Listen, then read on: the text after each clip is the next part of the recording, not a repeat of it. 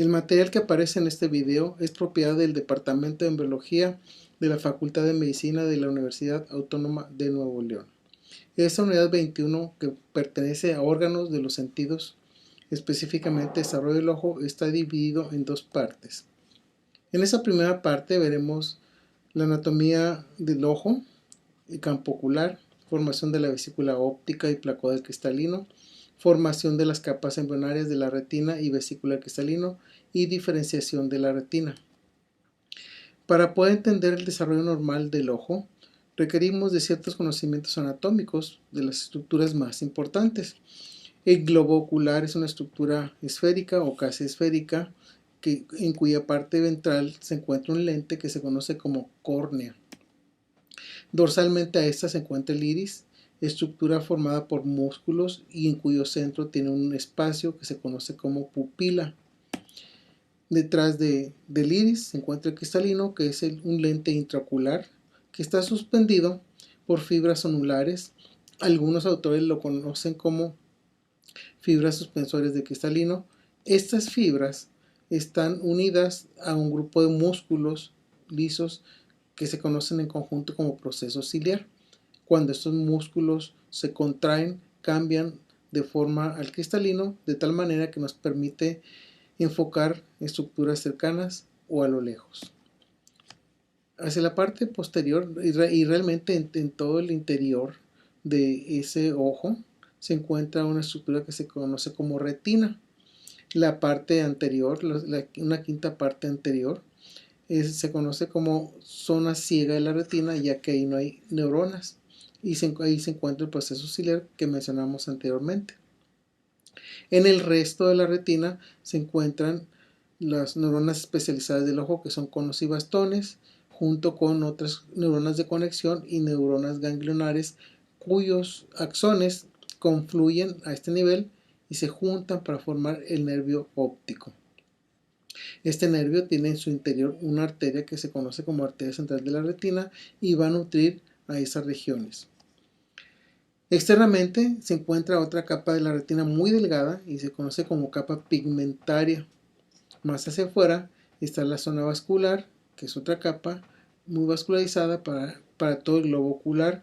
Y finalmente, lo que está puesto en gris o dibujado en gris, realmente es blanco y corresponde a la esclerótica que cubre a todo el globo ocular y el nervio óptico, y después se continúa con la dura madre del cerebro.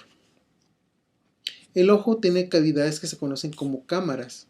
La cámara anterior está detrás de la córnea y por delante del iris, mientras que la cámara posterior está por detrás del iris y por delante del cristalino. Ambas cámaras se comunican ampliamente a través de la pupila.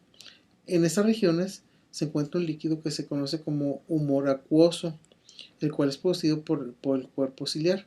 Y ese humor acuoso es drenado en el borde del iris hacia la zona venosa del ojo. En la parte posterior se encuentra la cámara más grande, se conoce como cámara vítrea, donde se encuentra también una estructura gelatinosa que se llama humor vítreo. Ese permite que el rayo de luz llegue correctamente hacia las estructuras internas del ojo.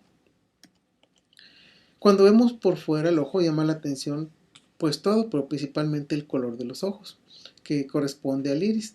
Pero esa parte externa, que es una zona fibrosa y realmente cubre a todo el globo ocular, excepto en esta región, esa es la esclerótica. Esta está cubierta por una membrana muy delgada que no se ve aquí, que tiene muchos vasos sanguíneos y se conoce como conjuntiva vulvar. Estos vasos no se ven cuando el ojo está sano. Cuando está inflamado por alguna razón, entonces se ven los vasos sanguíneos, cuando llamamos el ojo rojo que se ve por ahí.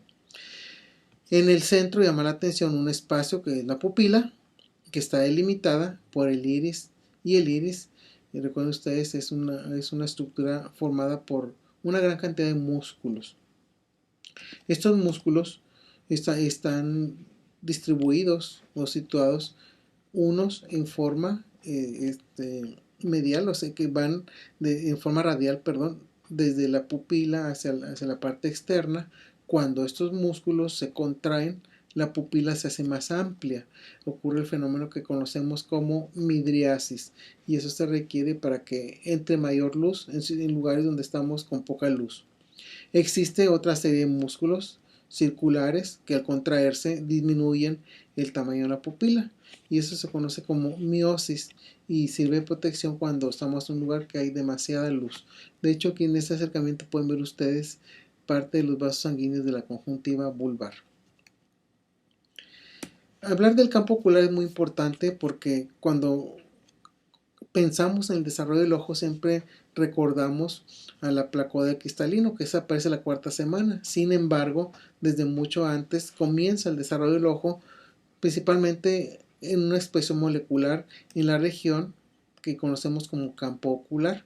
Ese campo ocular aparece un poco antes de que aparezca la placa neural. Ustedes recuerdan, este es un embrión, un esquema de un embrión visto por el dorso. Aquí se ve el ectodermo, la línea primitiva y la placa neural. Mucho antes o un poco antes de que aparezca la placa neural, ese campo ocular empieza a activarse. Una variedad de genes se activan ahí, son muchos genes. Sin embargo, hablaremos de dos muy importantes que son activados por otros genes que se expresan en otras regiones. Si ustedes recuerdan, por delante del ectodermo, en la línea media, se encuentra una estructura que es la notocorda. Si quitamos una parte del esquema de aquí para ver el endodermo, ahí vemos que entre el ectodermo y el endodermo está la notocorda y otra estructura que es la placa precordal. En esta placa se expresa durante la tercera semana Sonic Hedgehog. Sonic Hedgehog que es el responsable de activar a esta parte ocular y activa a PAX2. Lo activa estimulándolo a que se exprese cada vez en mayor cantidad, y mientras eso sucede, PAX6 disminuye su actividad. Hay que recordar que PAX6 es el gen maestro del desarrollo del ojo. Se activa y se inactiva en muchos momentos del desarrollo, pero él es el que dirige a todos los demás genes. Bien, la actividad de PAX2 cuando aumenta permite que esta zona ocular se divida, y que sean dos centros oculares, porque realmente hay pues dos ojos. Y a partir de aquí va a haber una interacción molecular que más adelante se va a manifestar morfológicamente. ¿Cómo se manifiesta? Pues se manifiesta inicialmente con la formación de la vesícula óptica y la placoda del cristalino. ¿Cómo aparecen todas estas estructuras? Si ustedes recuerdan, cuando el embrión está neurulando, en la cuarta semana, visto por el dorso, este es un esquema, pueden ver ustedes la formación del tubo neural y en los extremos dos espacios que se conocen como neuroporos. Este es el neuroporo craneal, que es el más importante para podernos situar cuando aparece la primera estructura visible del ojo, y aparece cuando todavía no se cierra el neuroporo en las regiones de lo que va a ser más adelante el prosencéfalo. Aparecen unos surcos, que eso quiere decir unos hundimientos en el neuroepitelio, y esos hundimientos después se van a manifestar externamente con una vesícula, con una formación de una estructura al exterior a este nivel, pero por fuera. Estos son los surcos ópticos que los podemos ver a los 22 días en el humano. Más adelante, durante la quinta semana, ustedes recuerdan que el embrión está pasando por la subdivisión de vesículas cerebrales secundarias. Recuerdan los telencéfalos, el diencéfalo en el centro, luego el mesencéfalo, etc. Si quitamos uno de los telencéfalos, podemos ver la vesícula óptica. Esa es la manifestación que continúa después de que se formó los surcos ópticos, pero aquí en este momento está situada en la pared del diencéfalo. En el otro lado también hay una vesícula y similar. Esta estructura va a crecer, se va a alargar hasta llegar al ectodermo, como lo vamos a ver más adelante. Lo que queremos ver ahorita es un acercamiento de este dibujo para recordar que el epitelio de esas estructuras es neuroepitelio, por lo tanto, al ser origen de esta pared, la vesícula óptica también tiene neuroepitelio, y esta va a crecer, se va a alargar, y ustedes pueden distinguir aquí dos regiones de la vesícula. Una región tubular que es el pedículo, es el lugar donde nace, de donde se conecta a la pared, y una parte distal que es la vesícula óptica propiamente dicha. Cuando ven ustedes en un embrión de pollo, sobre todo que utilizamos mucho aquí en la embriología. Están viendo ustedes una fotografía de un embrión de pollo procesado con la técnica de montaje en bloque. Recuerdan ustedes que el embrión está completo, pero a través de la técnica se transparenta y se tiñe y podemos ver estructuras voluminosas. En este caso, vean ustedes, esta es la pared del diencéfalo, por lo tanto ese es el tercer ventrículo. De aquí emerge la vesícula óptica, ¿la están viendo? Todo esto es neuroepitelio. Tiene una cavidad en ese momento que se comunica con el tercer ventrículo. De hecho, esa cavidad es una continuación del tercer ventrículo, pero aquí después va a cambiar de nombre.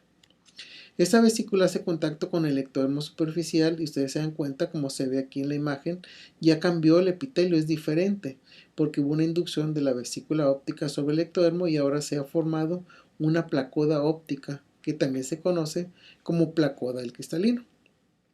Alrededor ven ustedes el mesénquima que se encuentra sobre la vesícula óptica y por dentro de la placoda del cristalino. Esto es importante reconocerlo para después entender cómo suceden los eventos morfogenéticos más adelante. Están viendo el tallo óptico y la vesícula, que más adelante se va a llamar copa óptica. Ahí está el tercer ventrículo. Si vemos en un esquema frontal a nivel del diencéfalo, pueden ver ustedes la pared del diencéfalo, las vesículas ópticas, el mesénquima que lo rodea y el ectodermo superficial. Hay que recordar que este mesénquima es de cresta neural una parte, la que está más en contacto con el tejido nervioso, y lo más externo es mesénquima de origen mesodérmico. Cuando las vesículas ópticas se alargan, crecen en dirección del ectodermo y la cavidad del tercer ventrículo las acompaña hasta que llegan y hacen contacto con el ectodermo superficial. En ese momento entonces lo inducen y se forma la placoda del cristalino que ya habíamos mencionado anteriormente. Ven ustedes aquí la continuación de la luz del tercer ventrículo en esta región. Más adelante podemos ver, ahí está, ven ustedes la placoda, y esa imagen es muy conocida por ustedes, es un embrión de cuarta semana. Ahí ven ustedes los 3 arcos faringios, la cola, y ven este engrosamiento que es la placoda del cristalino o placoda óptica. Ven ustedes que la primera manifestación morfológica es esta, pero desde antes ya se había manifestado el desarrollo del ojo, primero molecularmente y después por la formación de la vesícula óptica. ¿Qué sigue más adelante? La formación de las capas embrionarias de lo que va a ser la retina y la vesícula del cristalino. ¿Qué va a suceder con esa vesícula? Pues el epitelio que está lateralmente, porque originalmente los ojos están a los lados del embrión, se va a hundir, se va a invaginar al mismo tiempo que se invagina la placoda óptica. Ese proceso es guiado por PAX6, no se les olvide. Y en el momento que se está imaginando la placoda, pues ya se ve un hundimiento de la placoda del cristalino. De hecho, algunos autores a este hundimiento, en lugar de llamarle placoda, le llaman fobia del cristalino.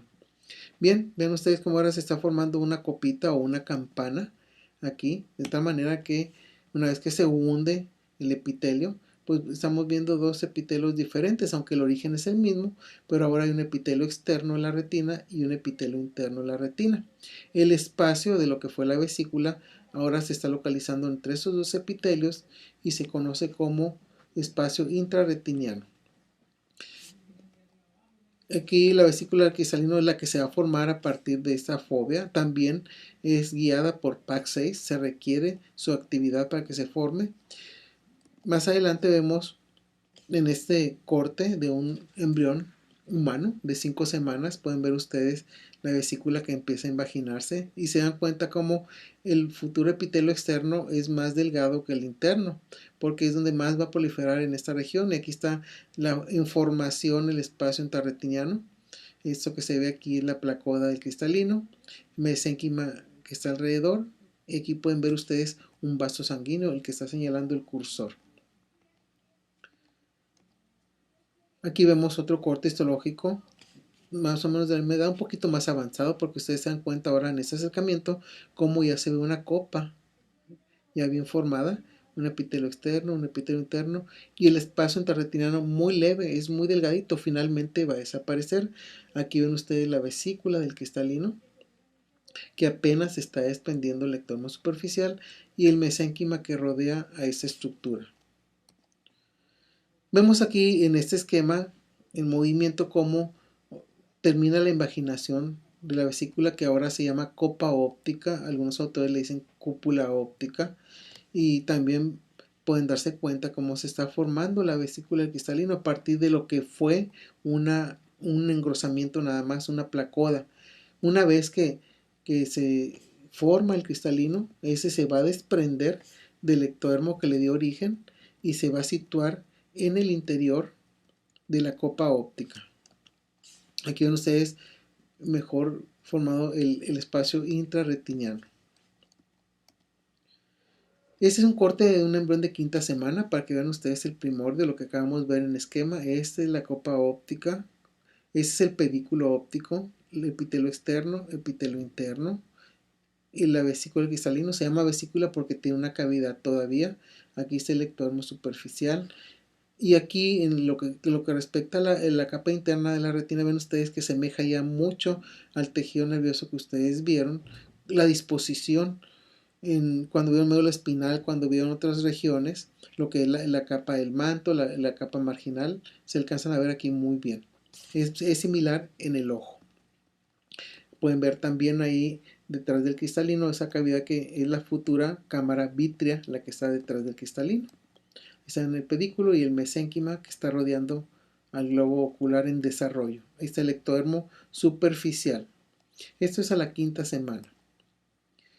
Para entender mejor también otras estructuras que se van a formar, hay que analizar la vesícula óptica. Nos regresamos un poquito para verla desde otro punto de vista, desde la parte caudal y lateral. El hundimiento que vimos hace un rato en un esquema frontal, vamos a verlo aquí desde este punto de vista, cómo se hunde desde aquí. Y se dan cuenta ustedes que gracias igual a la actividad de PAX6 se hunde el epitelio. Al hundirse para formar la capa interna, también se hunde por abajo a nivel, formando más bien una hendidura que se llama fisura coroidea o cisura coroidea. Recuerden que alrededor de este primordio hay mesénquima de los dos tipos que ya mencionamos. ¿Por qué esta fisura o esta cisura? Esta va a permitir que los vasos sanguíneos que van a nutrir el cristalino, que son los vasos hialoideos, que se forman de este mesénquima, penetren por aquí y queden situados para poder nutrir al cristalino y formar otras estructuras también. Una vez que penetra las arterias y el mesénquima, esa cisura se va a cerrar. Vamos a quitar esa parte de la pared para que lo vean y vean que hay un espacio, es una cavidad aquí, aquí es el mesénquima, y una vez que penetra el mesénquima, desaparece la fisura coroidea. Ya cumplió su función. Normalmente así debe ser. Cuando no desaparece en alguna región, vamos a ver qué va a suceder más adelante. ¿Qué pasaría si persiste aquí la fisura? Pues esto, donde va a estar el cristalino, va a quedar abierto, como lo veremos. Bien, aquí situamos al cristalino. Aquí vean ustedes la actividad de PAX6 está disminuyendo porque Sonic Hedgehog disminuye su actividad y esto va a permitir que PAX6 se exprese para que se forme el nervio óptico aquí en el tallo que habíamos mencionado, o pedículo de fijación. Más que fijación, es pedículo óptico, perdón.